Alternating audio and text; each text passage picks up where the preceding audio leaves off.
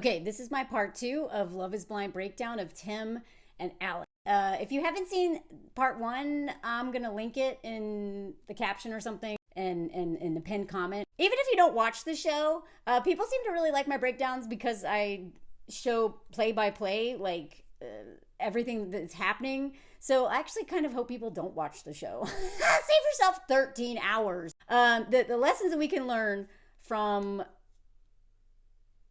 about men especially are fascinating and I hope very helpful. And also, just so you know, in this video, this was really going to be like an hour-long video. It ended up being an hour and a half, I think. And then so I cut it into 2 parts, and I actually realized after I recorded that I do want to break down the fight.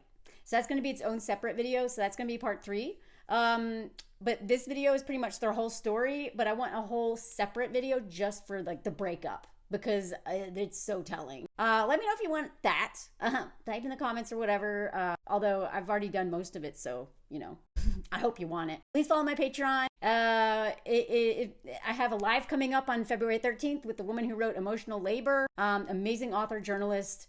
She talks about emotional labor and how feminism and all this intersects with classism, racism, all these power systems. I think she went to Oxford. Forget, whatever. Oh, I'm not selling it very well. I'm going to announce it across my social media in the next coming days. But if you join my Patreon, please do it on the website.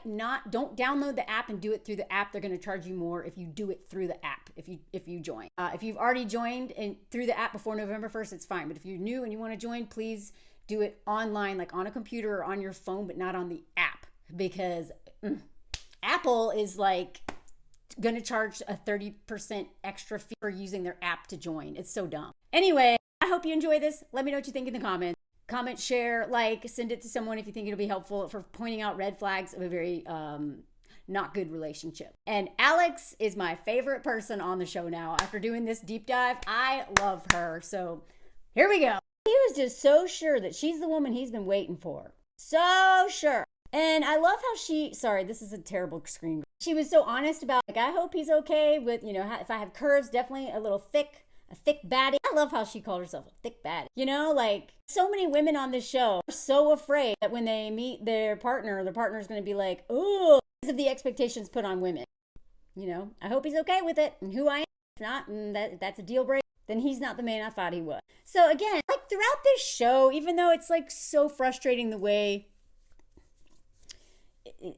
that women just get embarrassed by men so much, I also think they like consistently drop these really important messaging. You know, I don't like the way Alex was edited. I would have loved to have seen more of Alex. I think Tim got a much better edit than her. So I'm glad the reunion kind of redeemed her a little bit. And also, she had a couch full of women who were there to defend her. I loved that. I didn't like give a crap about Brittany, but when I saw Brittany being like, hey, I was like, yeah. And she's holding Monica's hand. I just love that she had the support of other women when Tim was being, again, very disrespectful to her. You know, I love that he was like, oh, I knew you were, you know, I actually thought, other than the red flags, that I was like, you know, I thought people thought this couple might actually make it. They seemed happy, you know? Did kind of not seem to like her nose. She's like, oh no, surprise. I actually really like her. I love how she's like pretty unapologetic about who she is. I love that. I wish more women would embrace that energy. Like, why? Is that a problem? No, of course. My older sister had a nose. So here we go again with the sister. She's kind of like, oh, you don't look like a crier. Because again, I'm pretty sure he even said that their meetings were so heavy. They didn't even have a lot of fun because they're always talking about this heavy stuff. And again, I think that's because this man has not dealt with a lot of stuff that he should have been dealing with for him to be ready to have a partnership. I cry more with you than I have, you know, like he's crying. And then here comes the dog stuff. He's like, please don't, please don't, please. So this is another example to me of a red flag. Is when, I know couples have jokes, you know, where it's like, you know, you annoy each other a little bit, but I really don't think that it should be, I think it should not be very much. And I've talked about this a lot. There's a lot of men who play practical jokes on women and purposely do things to annoy women because they love getting a rise out of women. And I mean, remember, this guy was the little brother of 2 older sisters that he even said used to lock him outside in his underwear in the cold. So as much as he loves his sister, I do think he's kind of got like Revenge of the Nerds kind of thinking. And I think he really wants a sister that he can like push around, you know, because the way he jokes with her, he is constantly antagonizing her. Now she's giving it right back to him, but there's something about their dynamic of them always just back and forth, but it felt more like sibling. But I think a lot of that's coming from him. Now I saw on Instagram, like apparently he was constantly talking about dog. I mean, he has a dog, but he was just constantly wow, wow, wow, and all this. I ain't just the dog. And she's like, okay, no. Like, I think this was going on a lot in the pod before we even got to this moment. I'm not the dog. And she's like, please don't say it. Please stop. Like, all right, wrap it up. Come on, enough. Have you said it enough? I hate that you say that so much. I love that you hate it. Pay attention to this. This is really important to pay attention to. You would not believe how many men love watching you hate something they do, and then they'll do it forever. Like I said, a lot of men go into relationships and they just like, you know, maybe they were George McFly. This is Back to the Future reference if you don't know what I'm talking about. And they, you know, they are like, they want to live in nerd, a little dork, a little George McFly they can beat because they want to be Biff now. Even when he's trying to be like, she's trying to like have this nice moment with him, and then he keeps talking about the dog. Oh, you're wearing red, the color of the dog. Call animal control. She's like, please stop. So this is like a reference to like, you know, think her cleavage, you know, and he was like, wow. And she's like, you're ruining the romance now. Will you please stop saying that? You know how many times she has said this in this show? Please stop. He's just like, ain't nothing but the dog in me. Stop saying the dog. Oh my God. So cringe. Please stop. One thing I said was stop saying the dog. So I think they've discussed this. I think before they've had this moment, and maybe I'm missing it when I rewatched. Like, she is so annoyed by this. And a lot of times men will take something either A, to annoy you, or B, to get the upper hand and assert power over you. Like, you're not going to tell me what to do. Watch this. Dog, wolf, wolf. I love you, and I told you I was going to say. Then he growls at her. Look at her. She's just like, oh my God. I think, like, I'm so glad that they're not together. I mean, I think she, like, was really, I think there's some self-abandonment. She was putting up with a lot. But then again, all that like deep conversations, how can you walk away over something like a silly dog joke when he was crying to you so much? Do you know what I mean? Then he's like, sorry, I'm okay. Look at her face. I love it. No, I'm not really sorry. She's like, no, you're not. She's clocking this like, dude, you seem to get some sick pleasure out of like annoying me. This goes back to like in school when they're like, hey, you know, the guy who's always pulling your hair and like pulling your bra strap, he likes you. No, he doesn't. Hey, I'm sorry. I'm a moment ruiner, but woof, woof, woof, woof. Please stop. Woof, woof, woof, woof. It's so annoying. Please stop. I don't know if y'all seen it. I just went and looked it up and I changed environments. Netflix had a whole clip of how many times he was saying dog. How Alex said in, you know, an Instagram post, I promise you it was about 100 times more times this was said. On and off camera that y'all don't get to see, which is why I was so annoyed because the joke got old. And I've talked about this sometimes about dad jokes and how a lot of times dad jokes, I hate them so much, is my dad used to do this all.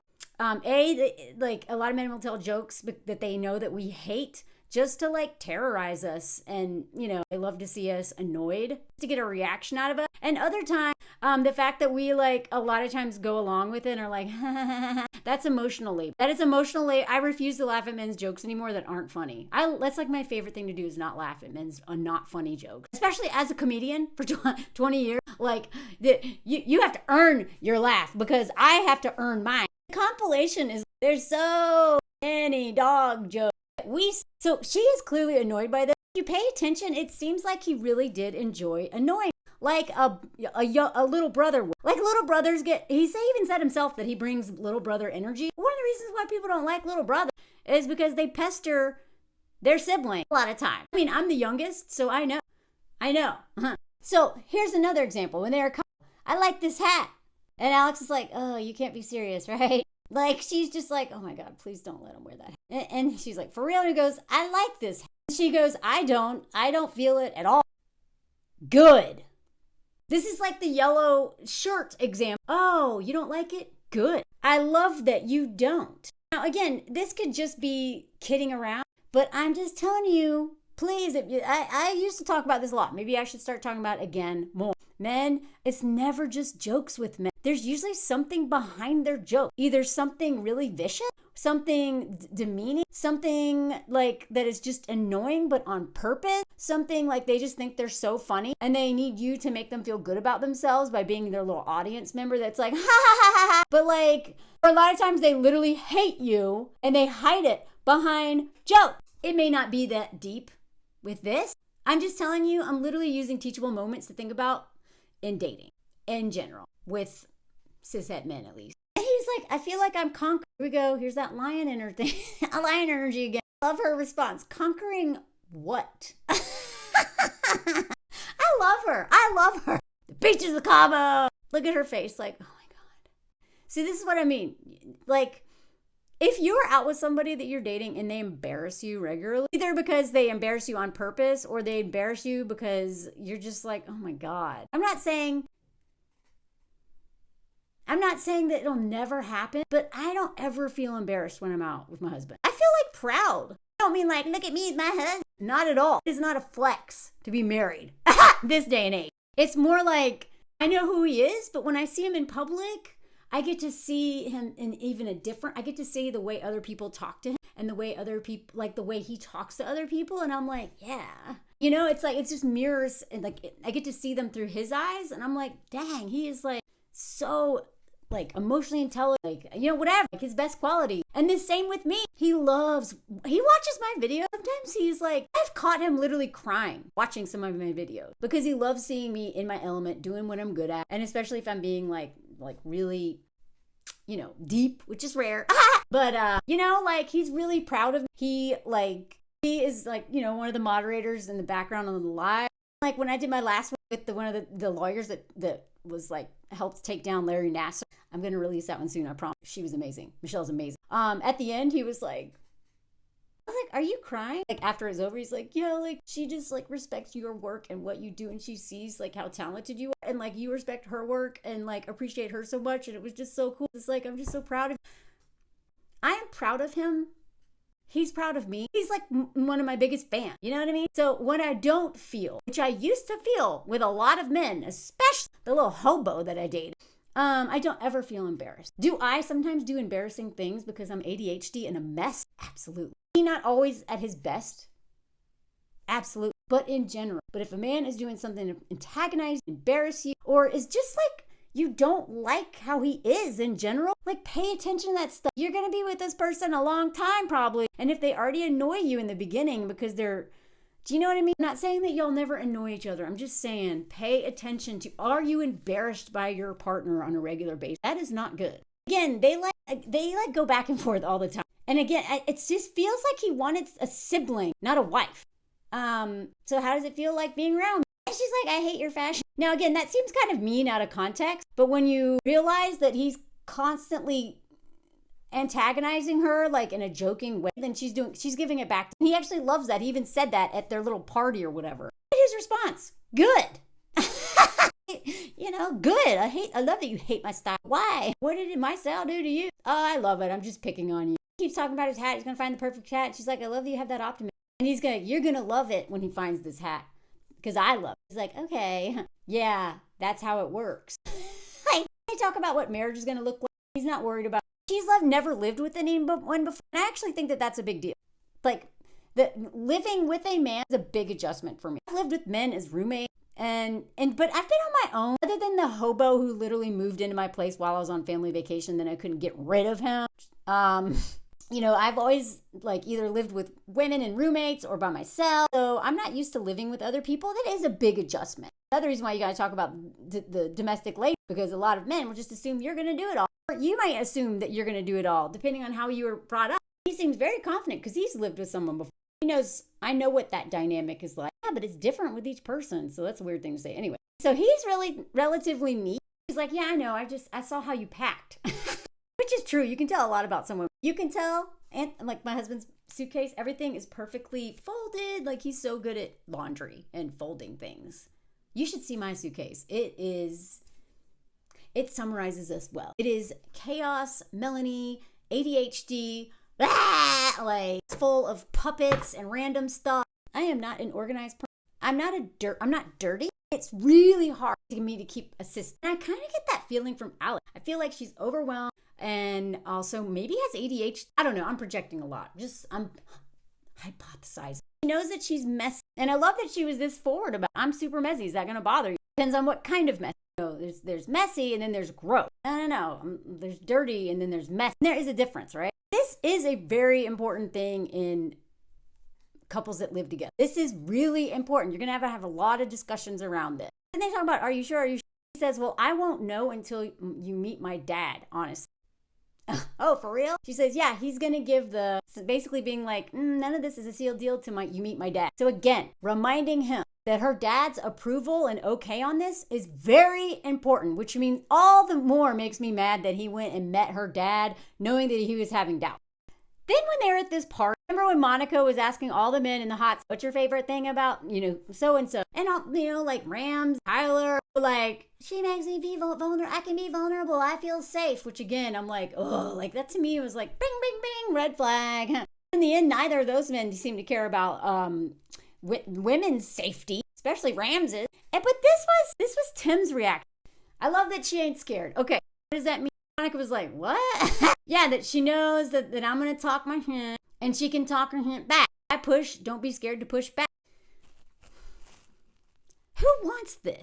I love that I am challenged to be the best version of myself. But I don't like to be pushed just for the sake of it. You know what I mean? Like, I don't know. Like, that's what you are supposed to be, growing together and helping each other become the best versions of yourself, because you're going to have conflict, you're going to repair, and hopefully learn about yourself a lot in terms of and how to have conflict. You're going to learn about them, you're going to learn about y'all, you're going to learn, but like this, like giving shit for the sake of it and her giving it back to him again, I'm like, I think this is like sister grief or something. I don't know. Do any psychologists follow me? Like, what is your take on this? Then there's this fight. And I really did not like him after this, because what I saw was and I didn't even know the extent of it, but what I saw was a man who used the threat of breaking up with her to then have all the power in the relationship. And then some other things. So, they come in, they have this, we didn't see the argument, right? Because of her, because she kept the cameras out of there on purpose. To defend. And I think some of that, from my understanding, correct me if I'm wrong, because he was concerned about this and said at the reunion, he is a black man on television. Given how racist our society is and the tropes, the racist trope around black men and black women, the angry black man, especially an angry black woman, all that's rooted in the white supremacy culture, and the media perpetuates that constantly. All the racist tropes around black men, especially. I think she was trying to protect him from that. So there's something that I don't understand in terms of a lived experience way. Maybe someone can fill me in the comments if you want. The only reason why I'm mentioning this is because Tim even brought it up, and that, living in the United States, especially what happened in the South, in my part of the world, how much white women terrorized communities with false accusations and just what was happening with lynching and all that stuff. I don't know if I'm allowed to say that. Survive racism in the United States. I don't know what it's like to date and also be surviving racism at the same time. So I just want to bring that up because I know there's like a nuance there that I can't fully speak on. It seems to be implied racism is such a threat because of my people that there's another layer to relationships going on and pressure and all kinds of cultural things that are going on that I don't understand from obviously a lived experience. If I'm wrong, please correct me. Given that's one of the reasons why domestic violence is so much higher for black women in the United States, is because they have to choose between protecting themselves and protecting black men from the violence, police brutality, and themselves, because black women also get shot. We saw that happen recently. I mean, it happens all the time. So there's just another element I just want to add on here that I'm probably not doing very well, but I'm trying to acknowledge somehow. I don't know if I'm doing it. So in this fight, that we didn't get to see the fight because she was protecting him from the camera, and whatever his yelling concerned the camera people, production or whatever. We don't know what happened. So all we get is the edited version, and then this conversation. I'm glad again at the reunion, she finally said it, that they had to come in because they were concerned. Because I think she was getting tired of these accusations that she was like assaulted him by putting her hand over his mouth. Like if you understand white supremacy culture, playing into everything. How that element is like, has to be that, like, that math equation comes into things that I never have to think about if I were in this position. And a lot of things make more sense from the reunion in terms of like why she seems so fed up, biting her tongue, letting him look like this great guy, and that she was somehow like, I literally saw people saying that she like assaulted him by putting her hand, because of the way he talked about it in this scene. That's why I'm going to this. So she wanted some space. She missed home. We found out in the reunion that her father had been put into like a home or whatever. Something happened with her dad and her dad's health. And as somebody who went through something, it wasn't with MS, but like when my dad was put in a home, I was a mess. So I think this happened right before she started this whole thing. So she had a lot going on in her personal life. I also think that's why her apartment was so messy. I do think maybe she's messy. She admitted she's messy. But people like me who have ADHD, for instance, when my personal life is like not going well, I like chaos. It's like 10 times worse. Okay. So, I mean, also, people who've never been on shows like this, I haven't been on a show like this. I have been on, a National Geographic reality TV show, which, by the way, y'all, I am going to do a watch party on that, I think on my Patreon sometime, but I still haven't watched the whole episode. Ugh. But the cast is separated from their whole family. I wasn't, because it wasn't an experiment like this. It was literally something dumb in Colorado. But my understanding is this cast, they've all talked about they don't have access to their phones. They're alone. Like, they don't have access when the phones when they're in the pods. They don't have access to the phones while they're in Cabo. They don't have their phones until they get back home. So they're cut off from their community, their loved ones, their families, their best friends who know them so well. And she's worrying about her dad. Like, I'm guessing she had no news about him, unless maybe production was giving her updates. She couldn't talk to them. So to have to go through this intense sleep deprivation, we know that the cast members have told how terrible, how isolating, how hard these conditions are. They literally are fighting for better conditions because it's so ridiculous. At least they're not starving them anymore like apparently they were before. Giving them a lot of alcohol. The environment cannot be taken out of this situation. Worrying about her father.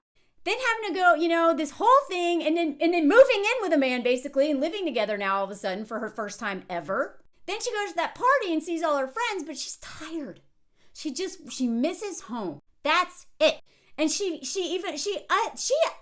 navigated this conversation so well. I was like, dang, it took me so long to be able to communicate this way. I'm not even sure if I communicate this well yet.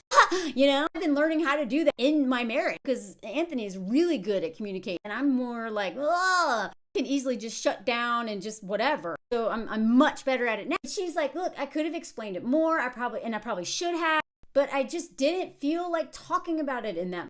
And then he does. Notice all the men apologize this way. They never say, I'm sorry for Lila. They always say, I apologize. I would like to apologize if I came off like I was angry or upset. We found out later on, he is definitely angry and upset because he was yelling at her for like an hour, to the point where she had to put her hand over his mouth, if I understand it well, to de-escalate, to keep the cameras out of there, right? So he got really triggered by this. And he never said, he didn't apologize for yelling. He didn't apologize for being angry. He just said, if you felt like I was angry, sorry, if I came off as angry, I felt very shunned in the moment. I started to feel very unheard. And the way he's obsessed with being heard, but he doesn't listen. I want to be heard. I want to be respected. I want to be heard. Respect. But he doesn't seem to show her that same respect. And he doesn't listen to her as well as she listens to him. Couldn't complete his sentence without getting caught up. I started to feel very disrespected. And this is that respect. Men assume that they should be respected. Even if it's not mutual. They should be respected at all times. And their idea of what respect looks like is very different than a woman. Says, when I covered your mouth, I feel like I made it even worse. Because I guess it felt like me trying to control you in a sense. Like she's owning up to everything. And he's really not. I just wanted you to stop being upset.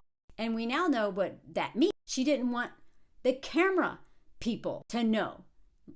De-escalation, that's all she was trying to do. He's like, yeah, but I don't argue with people like that. And then he goes in this whole thing about how he was trying to remove himself from the situation to be cool. He kept getting thrown back in my face. And I was just trying to talk. And he's like, you call me insecure. There's this back and forth about insecurity. She's like, I didn't call you insecure. I said, I have insecurities that I had going on in my head. She was like, I was trying to say that my issues had nothing to do with you. And that was your insecurity speaking. That you somehow thought it had something to do with you. And it wasn't. I'm just tired. And I'm overwhelmed. And I want to sleep. She was like, you weren't even letting me communicate. Not letting me talk. There were times when, yes, I did cut you off. So she admits to that too. Like, I feel like the women on this show do take accountability. Men are obsessed. And a lot of pick-me's who are in my comments, when are women going to take accountability?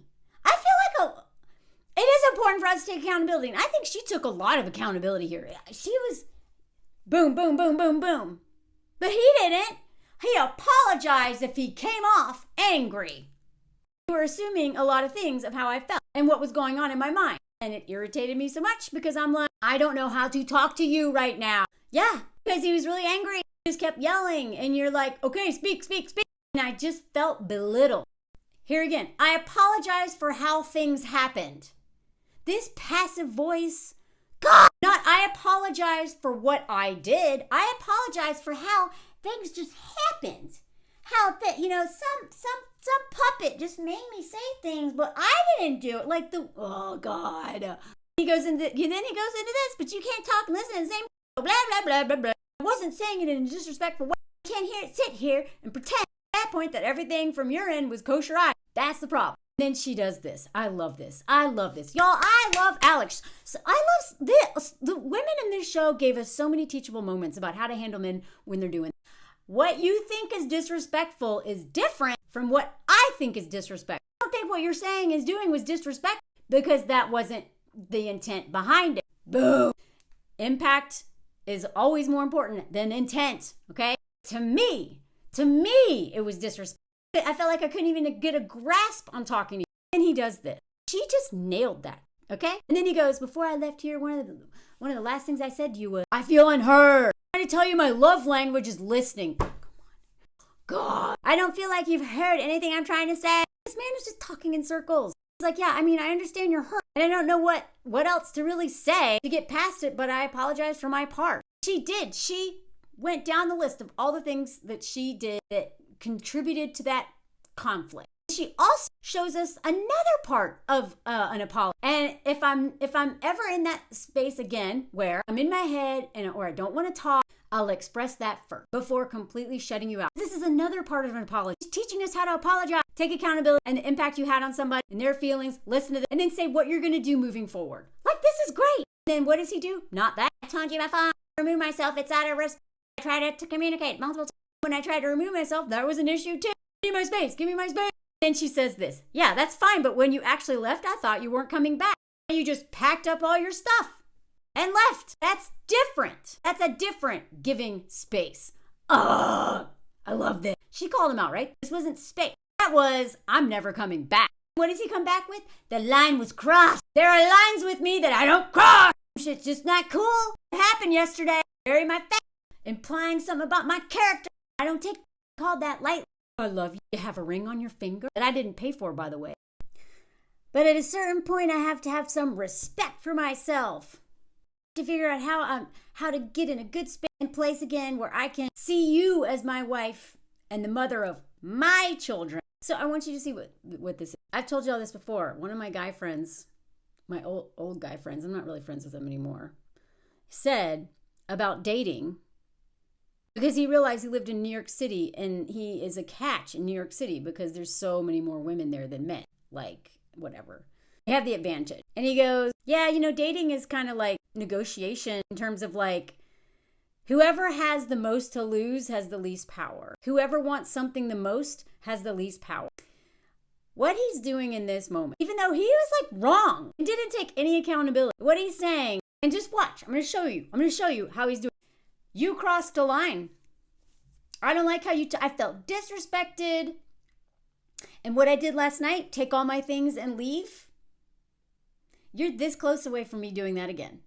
If you ever cross me again, which means disrespect me, which means what? Not talk. Bend yourself into a pretzel to feed his ego. If you challenge him or whatever, you disrespect him, he's going to walk out the door and never look back and never talk to you again. Like, this fight made me really not like him. And she goes, so where does that leave us? I'm not sure. Like, look at his face. He's being such like a king baby jerk. Like, I don't know. The ball's in my court now. Like, this is like upper hand. He's got the upper hand now. Because look what she's doing. This woman who, yeah, I don't feel like she would stoop to this level, but because of what he just did, now she's in a position of doing all the repair. What can I do, basically, to make you not leave me? And this is, if this were in the real world, she probably would hopefully would have walked right away. But the stakes are so much higher on this show. Nobody wants to be the one left. It's humiliating. That's why I'm so mad at Rams, is because Marissa's so much better than him.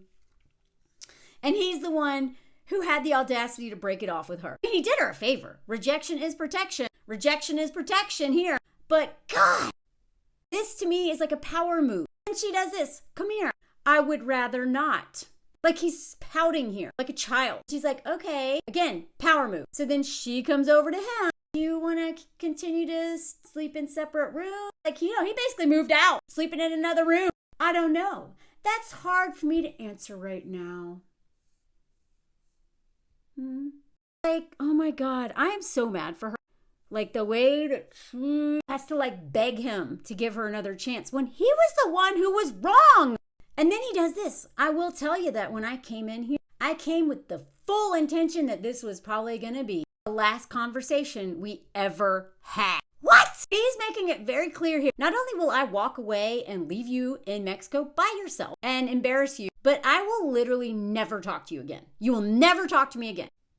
And she basically has to beg him, I'd like for you to come back. She seems very out of character for her. That's why this drives me crazy. And then with enough, it's okay, I'd like you to come back, then they finally hug. But the amount of emotional labor she's doing right now to repair this relationship, that I think he's the one who messed up. It's crazy. We get to hear his side of the story again. What happened? This is not cool. He's going to leave here. And Alex is like, I'm trying to be positive. I know he's upset.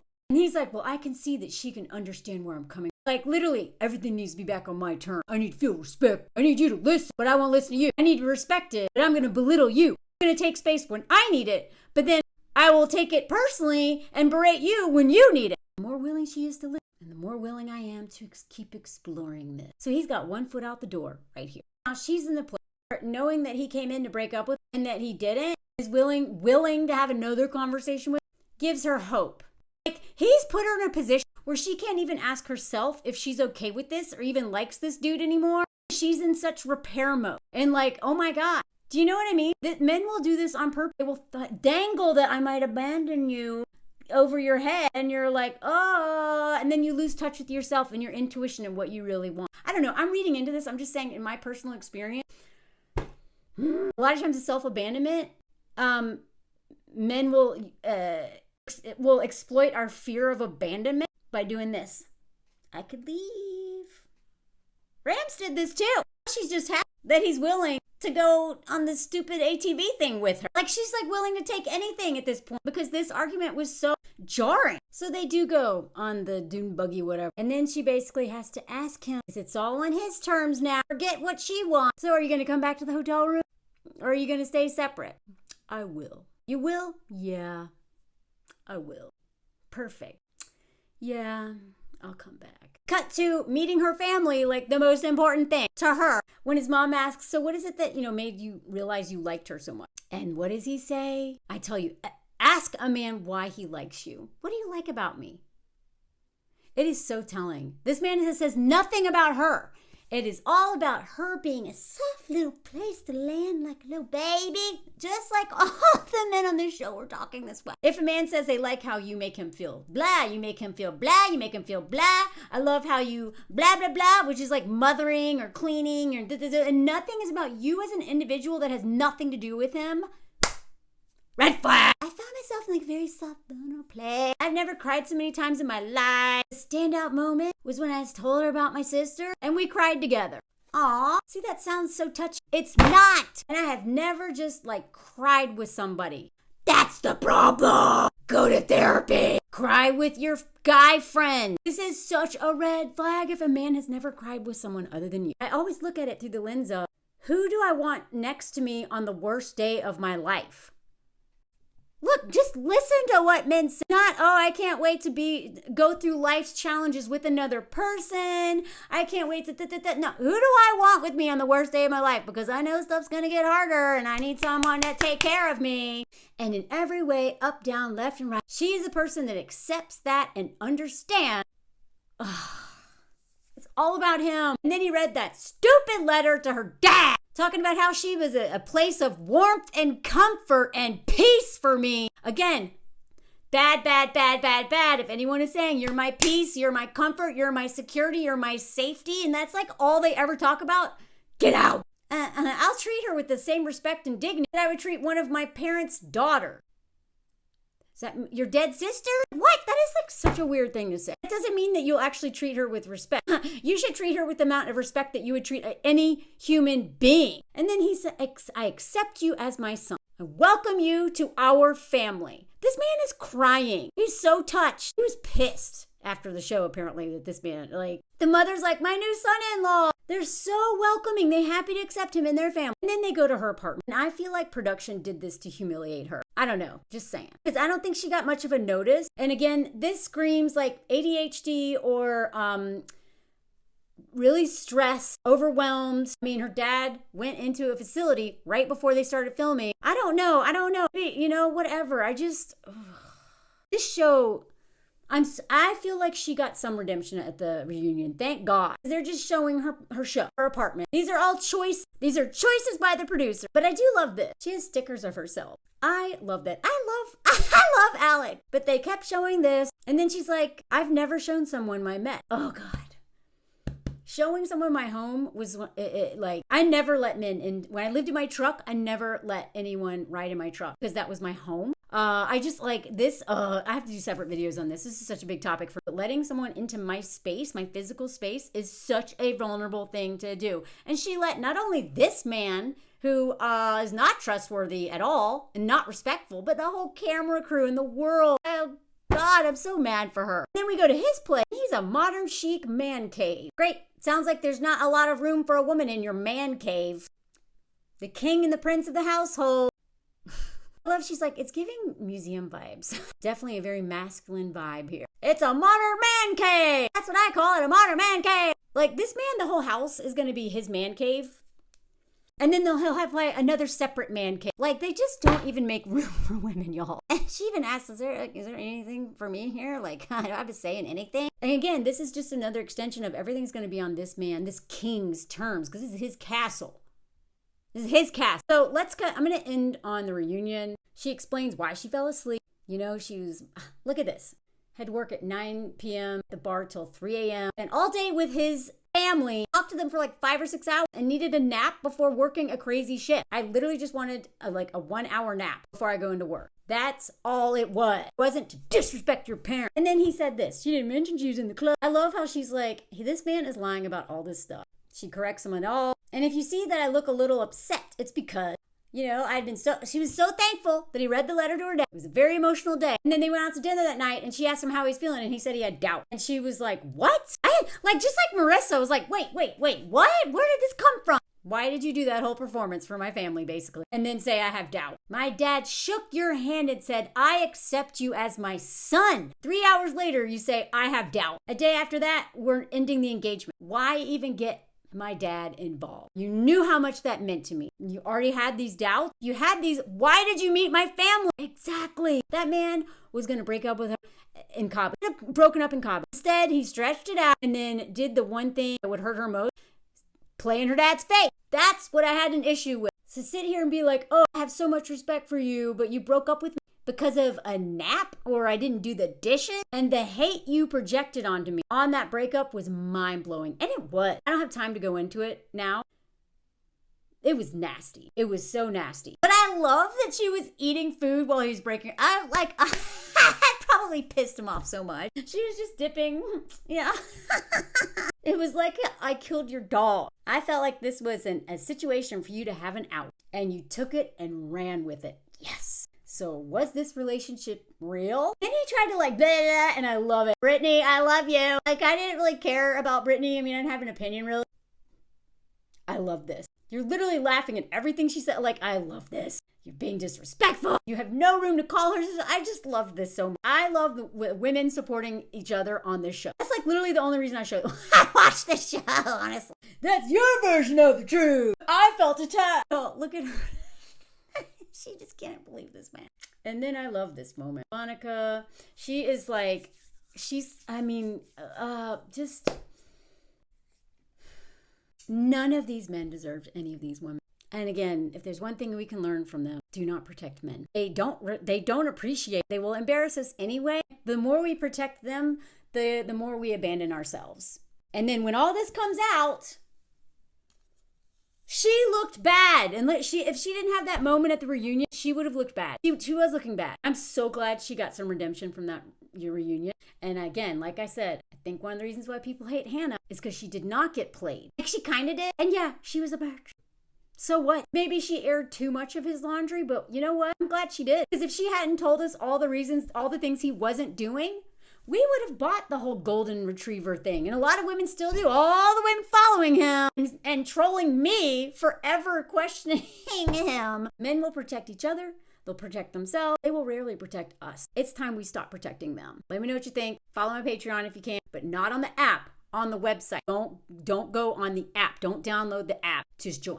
Anyway, et voila. Welcome to the comment song where I sing random crap, pictures of my life that I find interesting, or maybe they're boring to you. I don't know. Today, we just drove into wherever and found this cool, like monk kind of thingy place. I don't know. People actually live here. Also, we saw this funny car. I don't know. It's old. Apparently Anthony drove something like that when he was a kid. Anyway. Elections coming up soon. Did you cast your vote yet? I did, and it counted. I checked it online. It's counted in Florida. Swing state, Kamala. Anyway, this is not about the election, but I was really stressed. But really can't sleep well right now. Anyway, this place is pretty. Sorry. I'm so distracted, but I hope this is nice to look at while you tap your comments. I need to get a new song for the comment song. I'm so sick of myself at this point, but whatever. Everything is about religion here. Not anymore really, but still. Look at this. Pray. A wooden thing praying. Anyway, I'm silly in my comment song. I'm going to change the tone now. I don't know what this is, but it was something super old, like hundreds and hundreds. I think the 13th century or something crazy. But I can't even wrap my head around that because I don't know. Anyway, cock. It's a cock. They had some roosters and they call them cocks in French. Anyway, Frank chickens. There was a dead one too. I won't include that picture because there was a flood recently because we're getting it here too because climate change. Please vote. Anyway, let me know if you heard the comment song. This was crazy today. Bye.